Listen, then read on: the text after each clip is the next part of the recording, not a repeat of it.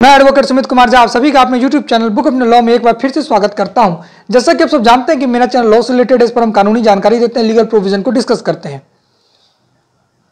या फिर वो हमारा नया कानून हो या पुराना कानून, दोनों को साथ में पढ़ रहे थे, पर अब हम सिर्फ नया कानून पढ़ रहे हैं। जो हमारा तीनों नया कानून आया है, नया क्रिमिनल लॉज आया है, अभी हम उसको पढ़ रहे हैं।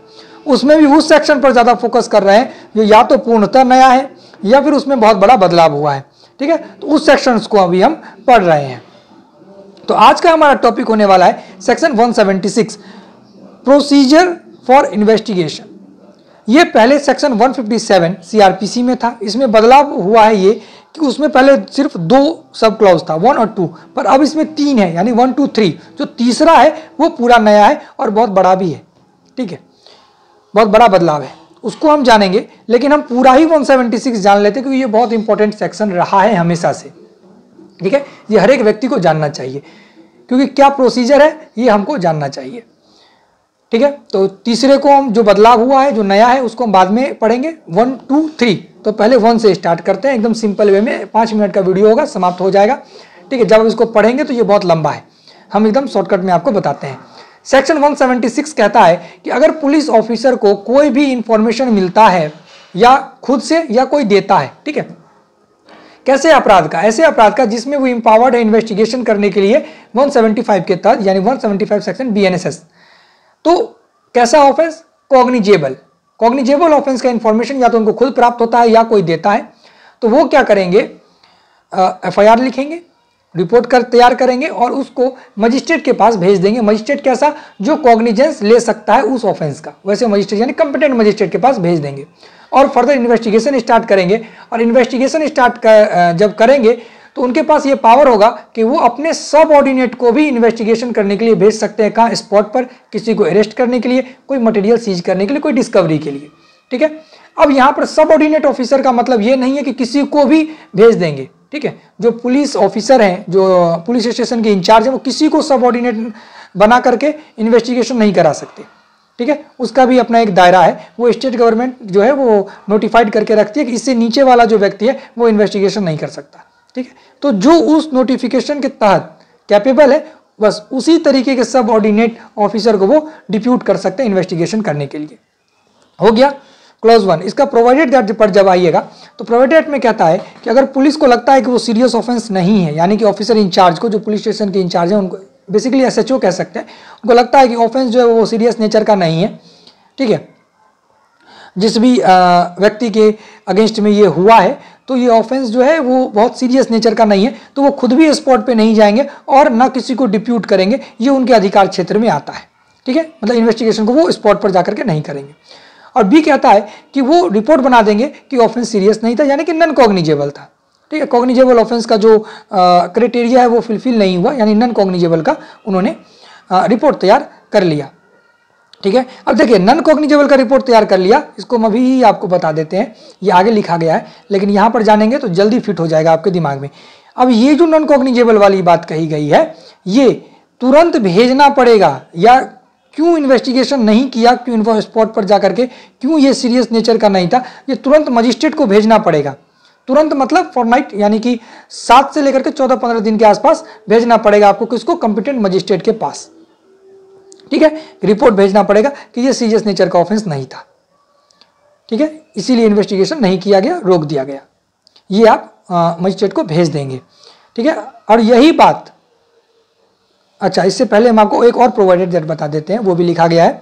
उसमें है क्या कि अगर कोई रेप का विक्टिम है, ठीक है, तो उसके घर पर रिपोर्ट लिखा जाएगा, यानी कि जो केस होगा वो उसके घर पर लिखा जाएगा एफआईआर, या फिर ऐसी जगह पर लिखा जाएगा जहां पर उसका मन होगा। किसका मन? विक्टिम का मन। और जहां तक हो सके महिला के द्वारा लिखा जाएगा, और किसके प्रेजेंस में हो सके नहीं, यहाँ पर महिला लिखेगी, ये लिखा गया है कि जहां तक हो सके वहां तक महिला लिखेगी, लेकिन गार्जियन के प्रेजेंस में होगा। ठीक है, गार्जियन के प्रेजेंस में लिख सकते हैं आप, या फिर आप किसी जो भी लोकेलिटी का सोशल वर्कर है उसके अंदर में, यानी उसके देख रेख में आपको लिखना पड़ेगा, उसके सामने आपको लिखना पड़ेगा। ठीक है, ये हो गया। और यही सब फ़ोन से रिकॉर्ड भी किया जा सकता है, फ़ोन से ऑडियो वीडियो के द्वारा भी ये रिकॉर्डिंग की जा सकती है, FIR लिखी जा सकती है। ठीक है, ये प्रोवाइड दैट हो गया। अब हम आते हैं क्लॉज 2 पर। क्लॉज 2 वही जो हमने आपको बताया था ऊपर A B के बारे में कि अगर इन्वेस्टिगेशन नहीं करते, क्राइटेरिया फुलफिल नहीं होता है तो मजिस्ट्रेट को बताना होगा, और अगर इन्फॉर्मेंट है जो जिसने इन्फॉर्मेशन दिया कॉग्निजेबल ऑफेंस का लेकिन वो नॉन कॉग्निजेबल हो गया, तो उसका भी इन्फॉर्मेशन इन्फॉर्मेंट को पहुंचा देना है। ठीक है, ये क्लॉज 2 कहता है। अब हम जानते हैं सब क्लॉज 3। ये पूरा नया प्रोविजन है, ये पहले 157 CRPC के किसी भी क्लॉज में नहीं था।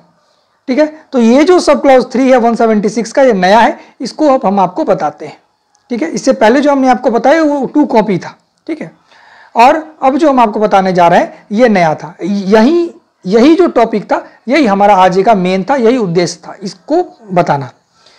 तो जब हम क्लॉज 3 को पढ़ेंगे तो उसमें साफ साफ लिखा गया है कि पुलिस ऑफिसर को घटना की जानकारी मिलती है।